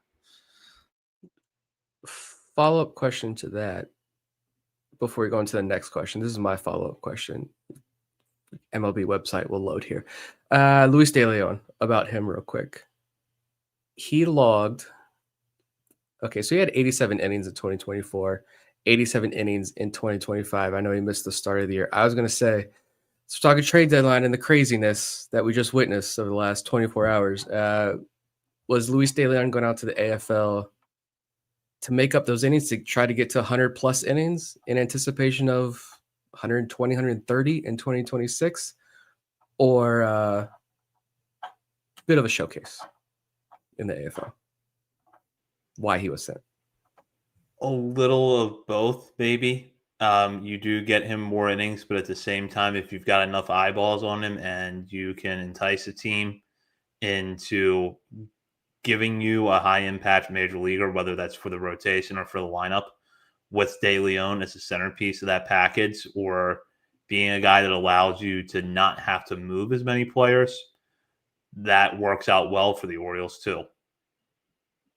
Yeah, I agree. I think mostly was just to push the innings past the point of 2024 to keep the trend going upwards, break that 100 inning barrier. But doesn't hurt that he's showing out. And if you need to use him, hopefully they don't, because I really am loving this kid as a pitching prospect. I think, hey, doesn't hurt at all. If you want to make the big trade, sometimes you got to make a give up enticing prospect of your own. So, all right. Next question from EJ. It says, how many of the On the Verge end of season top 50 get traded this offseason, Bob? I can't be specific because that's insane. But I'll say, I was going to say between 3 and 5, but that's a cop out. So I'm going to say 4. I was going I'm to put a gonna- line at 4.5. I'll say slightly under. I'll take the under.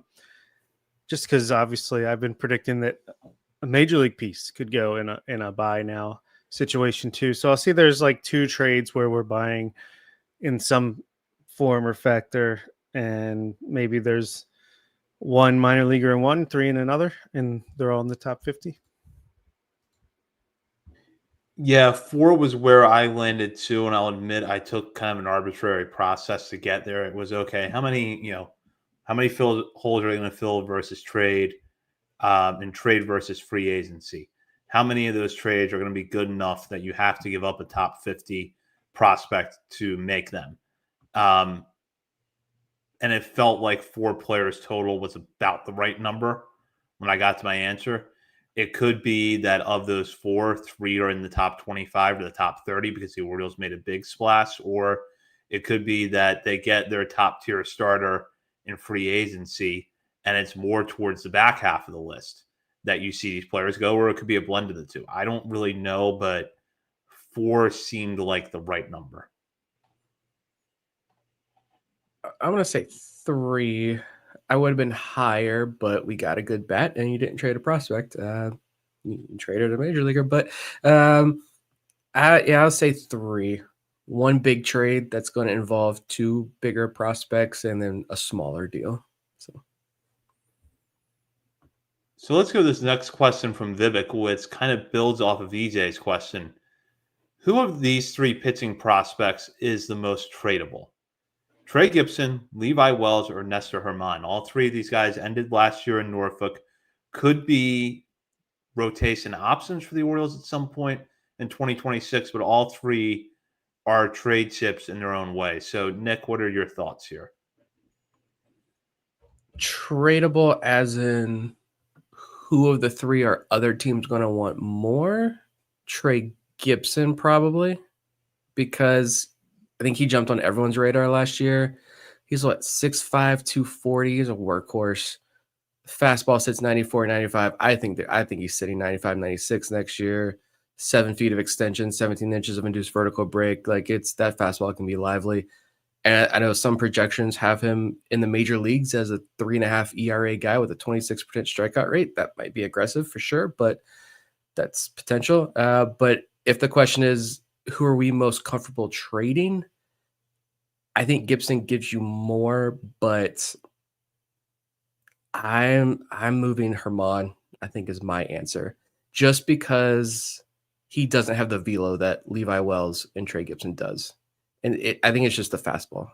I like Levi Wells' fastball and Trey Gibson's fastball a lot more than Herman's. So I agree. It's Herman, which is not to say I don't really, really like him as a pitcher and think that his upside isn't that much lower than them. I think Gibson, again, has the most value, but he's also, that's for a reason. He's borderline, if not certifiably top 100 prospect in the game, legitimately got good innings in AAA and can help pretty much whenever they need him to. Levi Wells, I think, is probably, I don't think you're going to get as much for him as you should. I think he's probably one of the most underrated pitching prospects in the system at this point.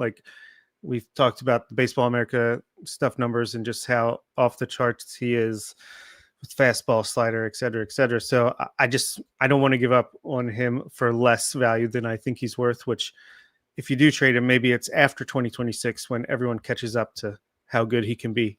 So yeah, I'll say Nestor.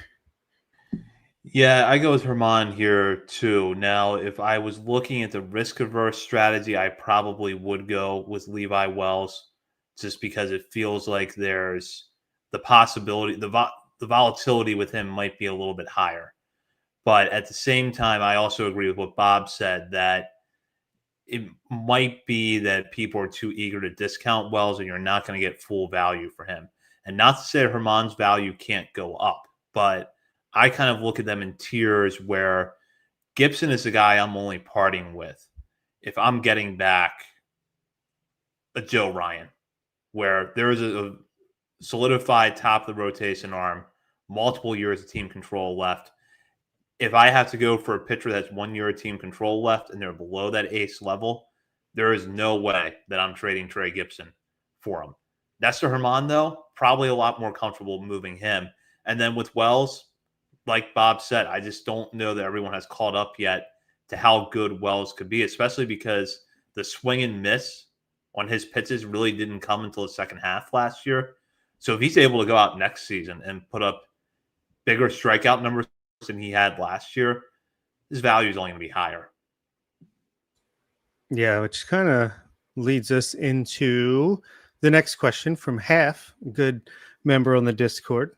Which players in the Orioles minor league system are going under the radar as potential contributors to the, I'm assuming, major league team in 2026? Nick? My answer is Levi Wells. It's loud stuff. I'm not ready to move him out of the starter's role right now. I would like to see what he can do in Norfolk's rotation across a big chunk of 2026. But yeah, you look at the fastball and slider specifically, and trying to figure out how do I put this. I think he would fit the psycho late inning reliever mold pretty well. Is like attitude wise, as he pumps, he can hit 100 in those 1 inning stints with some FU stuff. I think he's done some things in the past on the mound that I've seen that lead me to believe that he could be a very fun late inning arm. So I think that could be a potential move. I was looking around too at some other guys in the upper levels, and if you want to take a super deep, like I'm digging deep here, but Carter Rustad stands out to me as well.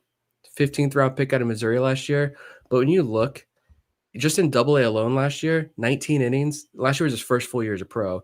Got to Double-A, 19 innings, a 25% strikeout rate, 8% walk rate, 2.11 average against, 3.32 ERA, 2.87 FIP. I don't have the pitch data, so I can't speak more definitively, but he found success in that first year strictly as reliever, and they moved him pretty quickly. He's an older arm. He was like a fifth or even might have been a sixth-year senior. He was at least a fifth-year senior when they drafted him. Right? Why not? Like if he comes out hot in 2026, ride that wave and see what happens. But that's a super deep cut there.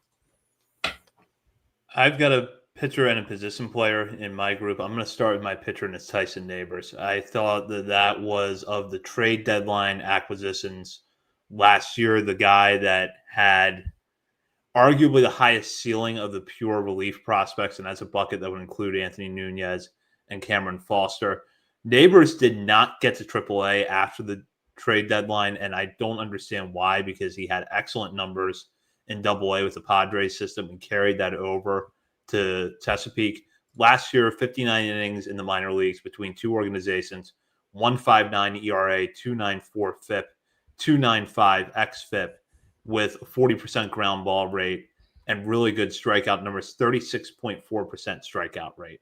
This is a guy that is a pure relief prospect, but as Nick just talked about, a little bit of a psycho on the mound. I get that vibe from Neighbors too. And he's somebody that I think if you put him in Norfolk's bullpen, even though he's not Rule 5 eligible for a while, he could break his way into the big league bullpen before the season ends. And if you want to go a little bit deeper on the position player side, I would not be shocked if we see Silas Ardway in the major leagues next year, even if it's only for a brief cameo, because, hopefully it's not to the extent that we had it last year, but you always need an emergency catcher. Ardway, I think, is going to be in that weird spot in Norfolk where you want him back there as much as possible, but you're probably going to have Creed Willems too, and you need to give Willems as many at-bats as you can behind the plate. So Ardway could be sort of the new Maverick Hanley in that he becomes an up-and-down option. The defense, if it's not major league ready right now, it's extremely close. I don't know what the bat is going to do, but the bat is not his calling card anyways. So, if you're looking for someone that might have a week-long cameo in the majors next year, it's flying under the radar a little bit now. I'd keep my eye on Ardway. Good picks. I think probably bullpen is where you're looking. And I agree with Levi Wells. I agree with Vivek in the chat. Zach Fruit in reliever mode could be really good. I think Alex Pham is a pretty decent sleeper. Tyson Neighbors, I think Carter Baumler, Yaki Rivera, Ramon Gomez, like all these relievers. I think anyone could pop. But my pick is going to be Aaron Estrada. I think the breakout will continue in a big way in 2026. I think he could be potentially the guy that gets that September cup of coffee the way that Beavers and Basayo did in 2025. And if we're in the thick of things, I think that's a nice bat to be able to have. You don't want him late in close games defensively, but I think you're going to potentially want that bat available in crunch time, September, and maybe into the playoffs. So give me Aaron Estrada making a name for himself at the end of 2026. And a now former, he just took a new job outside the organization, but a recent coach within the Orioles minor league system did just reach out like 3 days ago and said, in response to Aaron Estrada, and said he's a very special kid. So I think we've heard multiple quotes from Estrada about who he is and his work ethic. So love it. Seth, we got just 2 more questions here. Seth wants to know, are there any prospects the Orioles should sell high on, Zach? I briefly thought about Aaron Estrada for this, but then I decided against it because I do think the value could actually be a little bit higher next year, especially if he's able to settle into a position defensively. I would be really interested to see what the perception around the league is for Esteban Mejia, because there was a ton of buzz about Mejia nationally last summer, and he pitched very well. I got a chance to see Mejia pitch with Delmarva, and it is a very special pitch mix. It's a fastball that quite literally has a sound as it's coming into the plate at 100 miles an hour. He's got a very good slider that he doesn't command consistently, but it's a hard slider. Changeup, long way to go with that pitch, but you can see flashes of that improving and him being a very high ceiling major league starter. Where it's a problem, though, and this is something we've talked about a lot, it's not a problem, but the reality is, given how young he is, he's only a teenager. Next year is going to be his first full season of pro ball. He's got a long way to go. And with the number of pitching prospects that the Orioles have pushing up the system right now, does it make sense to move Mejia, even with the ceiling as high as it is, knowing that you still got Trey Gibson, you still got Michael Ferret, you still got Levi Wells, Nestor Herman, on, and that with Mejia, there is a lot of unknowns because he is so far away from the major leagues.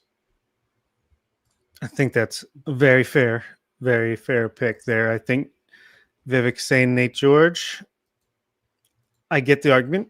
Wouldn't be my pick. Maybe Dylan Beavers, with the way he kind of came on at the major league level. Maybe that could be part of a huge trade. But I'm going to go with a pitcher that I love and we've recently talked about, just because pitchers, you never know, the injuries can come for you. We just showcased him in the AFL. Luis De Leon, I think, could be that guy. I'm hoping that's not the case, as I've said many times now. But if you're going to sell high, I don't think you could sell much higher right now than Luis De Leon. Yeah, I was trying to think of I don't think Boston Bateman, I don't think that's selling high right now because I think you need to unlock a little bit more. I think I like the Mejia pick as well. I just feel like I try to find somebody else because I feel like I've just been throwing cold water on him since the breakout and you get all that national hype. But like Zach said, he's so young, he's so far away. And yeah, the stuff is super enticing, but said that about Grayson Rodriguez. Continue that trend. Yeah, it's the pitching prospect stuff. I feel like that I'd be much more willing to sell high on a pitcher or maybe parlay a couple of the pitchers that they received at the trade deadline. No, definitely not Ike Irish, but I'm too big on Ike Irish. I want to see that bat. I don't want to see him catch a single inning, and I want to see that bat. I want to see that bat flourish first. But maybe you package a couple of arms that you received at the deadline, knowing that yes, the capital you got back maybe wasn't as high as because you're trading off rentals, but can you now package a couple of those guys? You feel good with Gibson, Ferret, Herman, et cetera, Luis De Leon. Can you package a Bateman and Wellington Arcina and some other pieces and get a bigger piece to build off that trade deadline momentum? I don't know. But yeah, if I'd pick one, I think I'm going to agree with Esteban Mejia. Let's go to our last question of the night, and this comes from Sterling. And this is kind of looking at the Orioles pitching situation after the Grayson Rodriguez trade. He said, I think regardless, one big starting pitching acquisition is going to happen this offseason. However, let's say we can't find an Ema/King type as our second starter. How would we feel if we just doubled down the bullpen and signed 2 closer types and roll into the season with Dean Kramer as the number 4 and Brandon Young/Cade Povich battling out for the number 5 spot? Nick, I'll start with you here. It's enticing. I get the thought process. If I want to buy in on Povich improving, I'm sure that may not be a popular opinion among a lot of fans, but I'm going to buy in on a little Povich. Not bounce back because it wasn't like terrible, but a better version of Cade Povich next year. Brandon Young flashed, but can he do it across the full season? I just think it's a lot of question marks. And we just talked about how important having that depth is. You've got the pieces to do a trade. Make the trade. Use that depth you've been building. Like I said, this year's draft class is going to be strong.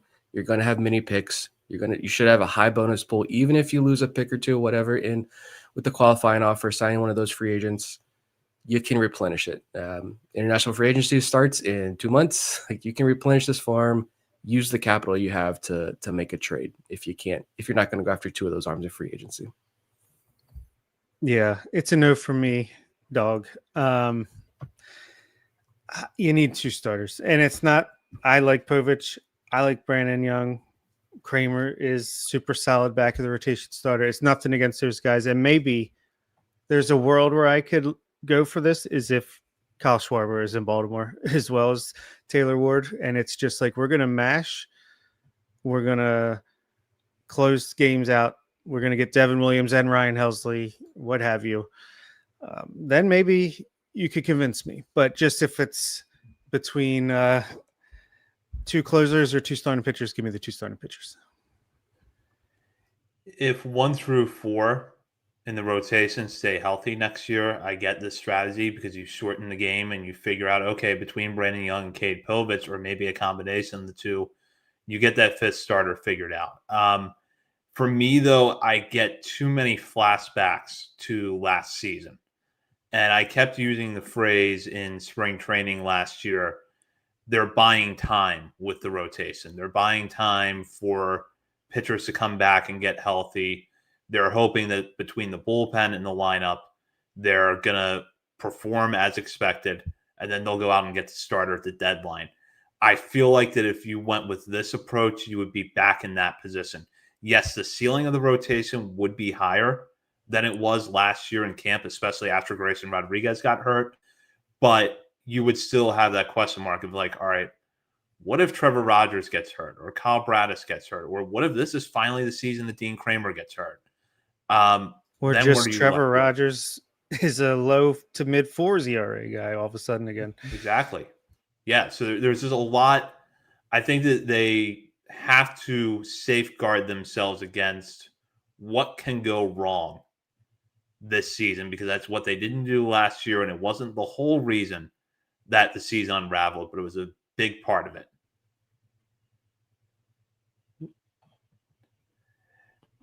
And with that, that does it. We hope that you have a safe, healthy, and happy Thanksgiving. We will be back next week unless something really crazy happens over the course of this week, which who knows. But if it doesn't, you can find us next Wednesday if you're listening to this on our podcast feed. If you're watching us live on YouTube, that will be in 2 weeks. In the meantime, you can check us out on our many social media channels, including Facebook, Instagram, Threads, X, TikTok, and YouTube. We're also over at Substack, OriolesOnTheVerge.substack.com. And while you're browsing around the internet, be sure to head over to Patreon and sign up to become a member today. You can join at the $3, $5, or $10 levels and have access to bonus coverage from Bob, Nick, and myself, including our upcoming Top 50 Prospects Countdown. For Bob Phelan and Nick Stevens, this is Zach Spedden. You've been listening to Orioles on the Verge, part of the Believe Podcast Network.